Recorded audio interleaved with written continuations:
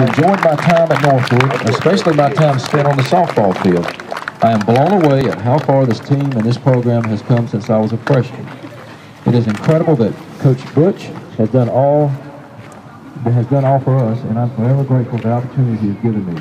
I've made some closest and lifelong friends on this field, and I wouldn't trade that for anything in the world.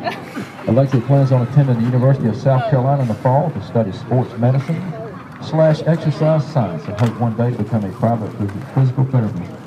She put Go Gamecocks. Special thanks to Coach Butch and Coach Rick for making my 4 years at Northwood worthwhile and teaching me many life lessons. Thank you. Yeah, let's get you in the picture real quick. Okay. To show you how thankful I am for the two of you. Also, to you, my parents, for continuing to support me, even if it is from the other side of the country.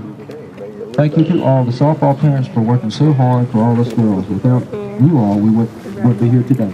Finally, thank you for the amazing team. I want You want to get in a picture too? To finish up my high school career with no one else. Would not want to finish my high school career with no one else. Hold on. Again, let's give Lexi Bernard and her mom a round of applause. Great job, Lexi, over the last 4 years.